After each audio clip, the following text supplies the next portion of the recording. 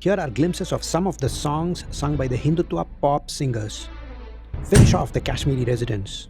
Don't you dare touch the Ram temple. Stop Muslims from having children. We have to thank Godse for killing Gandhi.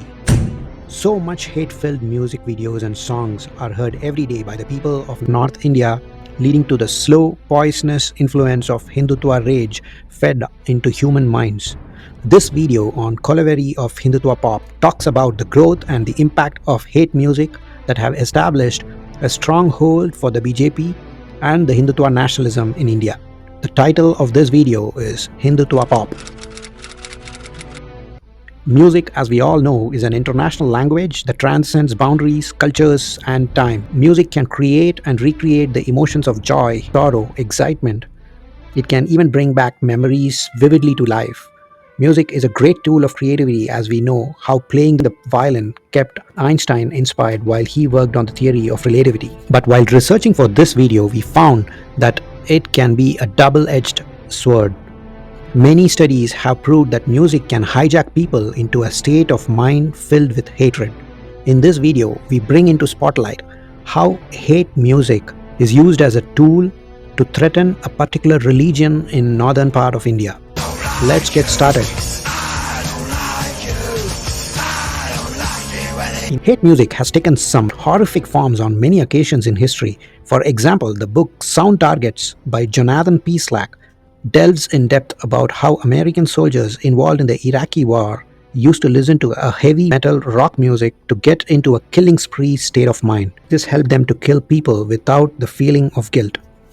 Throughout the 20th century, there were many instances where the government had to ban songs or music bands for creating and propagating hate music. For instance, Grinded Nig and Screwdriver, famous music bands, were banned for planting hatred in people's minds against black people with their songs. These things happened in foreign countries where the culture of hatred has been quite explicitly expressed on world stage. But shockingly, in India, this culture of hate music has been subtly terrorizing the Muslims in every state of North India with no measures taken by the governments to control them.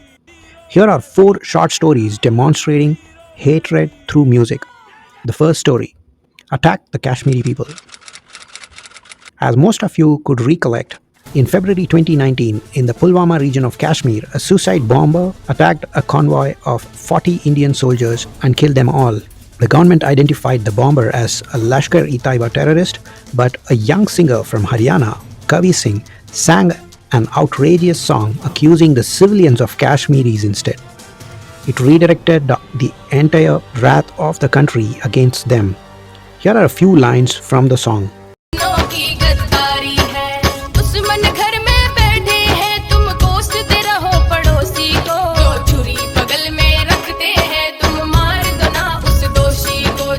The song became viral overnight through WhatsApp. The impact: the entire country of India redirected their anger towards Kashmiri residents. Every North Indian state started attacking the Kashmiri residents. Mainly students were thrown out of their houses. Meghalaya's governor, Tathagat Roy, requested people to boycott the Kashmiri products. In fact, in the following years, colleges discriminated against Kashmiri people and denied them admission. The shocking fact is, a single song triggered Indians to redirect their anger away from Pakistan towards the innocent civilians of Kashmir. Second story: We will build the Ram temple. Just like in the first story, a few days before the Supreme Court's final judgment on the Babri Masjid or Ram temple, Kavi Singh wrote a song and aired it in all popular media platforms. Don't you dare touch the Ram temple, or else we will show you your place. Due to this song, Muslims in UP and neighboring states like Haryana were subjected to constant fear. They had to shut down shops to avoid facing the brunt of the people. If my music connects with an American or an Arab or an Indian or a Pakistani or a Bangladeshi or a South Indian, North Indian, it's all because of and gravitational towards purity and love. Third story: Violence due to unfound insecurities.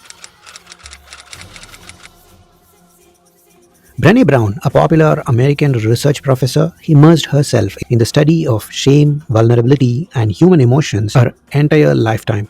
In her research, she found that humans resorted to confabulations when they do not know the full truth. That is, when there are data gaps, human beings incorporate some lies in their thought process and stories, and in fact, slowly they start believing those stories. This is what she terms confabulations. In short, they are lies honestly told. For example, in a friendly chat, if there arises a question, how many years did British rule over India? And let's say one of your friends casually says 200 years, you start believing this as true, and in your future conversations with people, you confidently say that British ruled India for 200 years without verifying the initial information provided by your friend. That is what is termed confabulation by Brené Brown.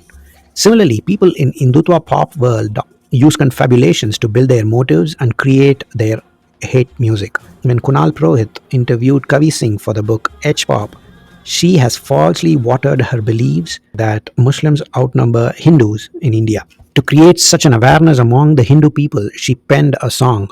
In this song, she also requests the government to take actions to curb Muslim population. Here are a few lines from that song filled with insecurities. But in contrast to this fact, the Census of India 2011 says that Muslims constitute only 14.2% of the population, while Hindus make around 80% among us. Thus, Kavi Singh drives home the sentiment that Hindustan would soon disappear from the world map if right measures are not taken to curb the Muslim population. She does all this with the intention of onboarding Hindus onto the Hindutva bandwagon. Why have I made this video? Can pop music ever make a large impact on the country's population, politics, or in fact the culture of the people? One of the world's biggest ethnic genocide is a proof of this. The country is Rwanda.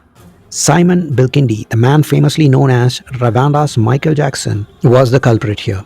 Bikindi belonged to the Hutu tribe. To completely eliminate the large Tutsi tribe, the Hutu-led government enrolled Bikindi to execute the infamous genocide. They enrolled Hindi to create hate songs and play them in the national radio. In 1994, these songs were played every day to stoke up hatred among the Hutus against the Tutsi tribe. Following this, the world's horrific genocide was executed by the government with the aid of the Hutus, which killed 800,000 Tutsis in Rwanda. In the investigation conducted by the United Nations, it was found that 3 vitriolic songs by Simon Bikindi were among the culprits. Just think of it, 3 songs could trigger massacre of 800,000 people. This is the impact of music on inciting violence. With this, let's go to the shocking last story of the Hindutva pop. Pandit Godse.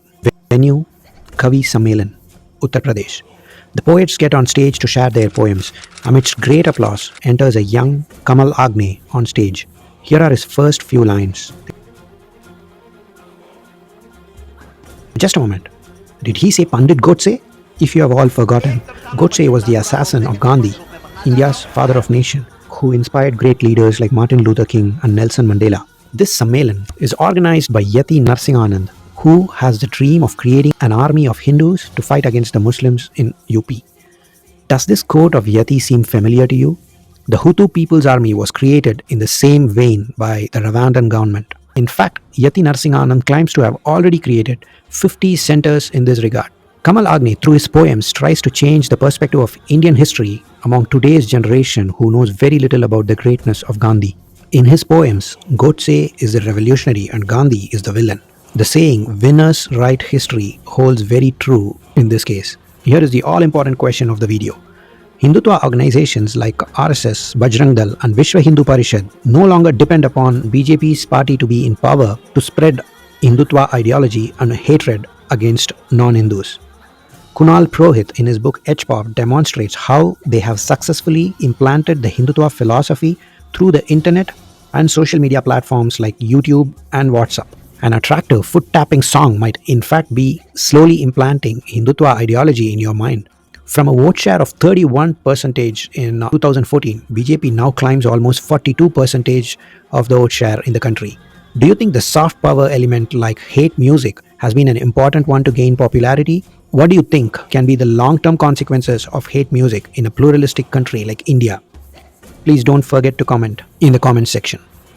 In the next video, we analyze the changes that have slowly creeped into the history, school books and literature to influence the young minds with Hindutva ideology. If you like this theme, religion in politics, please subscribe to our channel and feel free to hit the like button if you like this video. Thanks for listening.